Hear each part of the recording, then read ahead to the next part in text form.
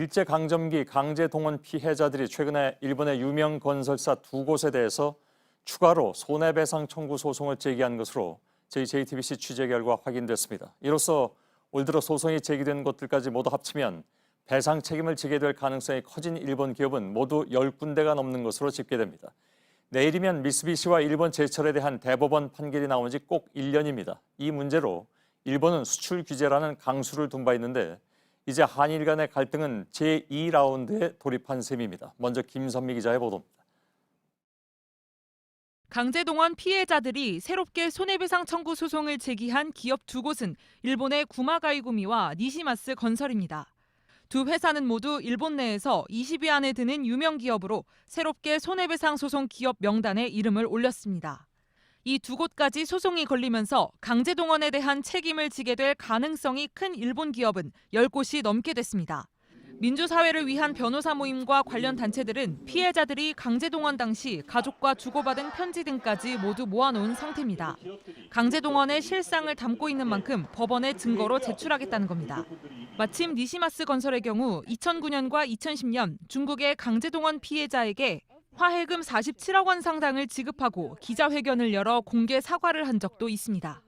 이 때문에 우리 법원에서도 강제동원의 책임을 어렵지 않게 입증해낼 수 있을 거란 게 관계자들의 관측입니다. 이런 가운데 지난해 대법원에서 승소 확정 판결을 받아낸 이춘식 할아버지와 근로정신대 피해자로 인정됐던 양금덕 할머니는 조만간 유엔 인권이사회에 진정을 내기로 했습니다. 1992년 황금주 할머니가 유엔에서 위안부 피해를 증언해 국제사회의 공론화를 이끌어냈던 것과 같은 방식으로 강제동원 문제를 끌고 가겠다는 전략입니다. JTBC 김선미입니다. 말씀드린 대로 내일이면 우리 대법원이 미쓰비시와 일본 제철에 대해서 배상 판결을 내린 지 꼭 1년이 됩니다. 이런 상황에서 우리 쪽의 소송이 이렇게 더 쏟아지면서 일본의 반발은 더할 것으로 예상됩니다. 박현주 기자입니다. 강제동원 피해자들이 일본 기업을 상대로 처음으로 소송을 제기한 건 2005년입니다. 4명이 일본 제철을 상대로 소송을 제기한 겁니다. 과정은 험난했습니다. 1, 2심에서 패소하고 대법원에서 한 차례 파기환송되기도 했습니다.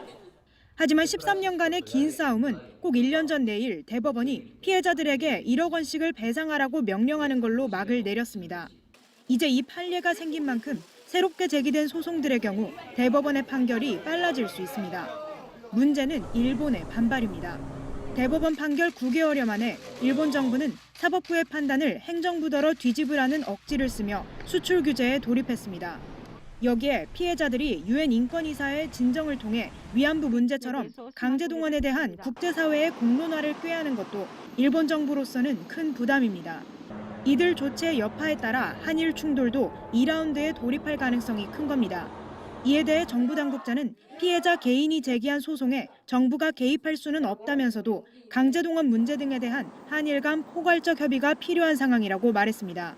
JTBC 박현주입니다.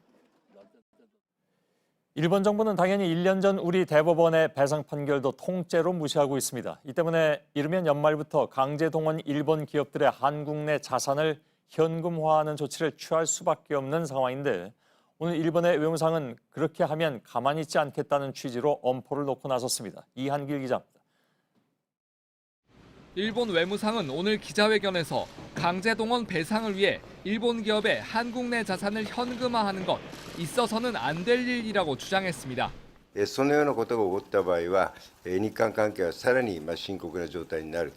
앞서 우리 대법원이 일본 기업에 피해자들에게 각각 1억 원씩을 배상하라고 판결했지만 이게 지켜지지 않으면서 이르면 연말부턴 한국 내 자산을 강제로 현금화하는 조치가 시행될 수 있습니다.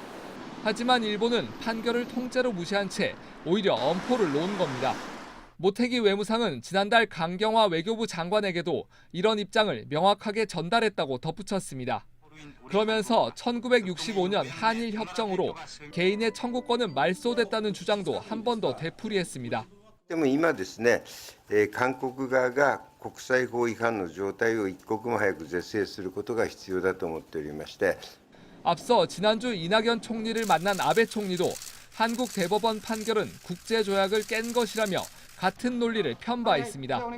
JTBC 이한길입니다. 예, 이렇게 대법원의 판결이 나온 지 1년이 됐지만 배상 절차는 제대로 진행되지 않고 있습니다. 강제동원 피해자인 이춘식 할아버지는 자신 때문에 일본의 수출 규제가 시작된 것 같다는 말까지 한 바가 있죠.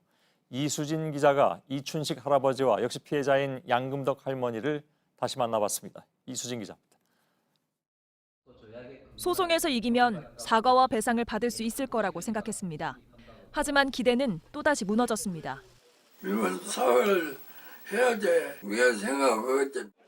시간이 갈수록 마음은 급해집니다. 초조해져 혼자 쓸쓸해지지. 또렷했던 기억도 자꾸 흐릿해져갑니다. 기억력이 심하게 정신이 의리를 함께 이제 모르겠어. 일본 제철에 대한 우리 법원의 압류 절차는 답보 상태입니다. 지난 1월 보낸 압류 소장은 일본 제철에 전달도 되지 않았습니다. 일본 외무성이 이유도 설명해주지 않고 지난 7월 소장을 돌려보냈기 때문입니다. 대법원 소송에서 이겼지만 배상을 받지 못하고 있는 이유입니다.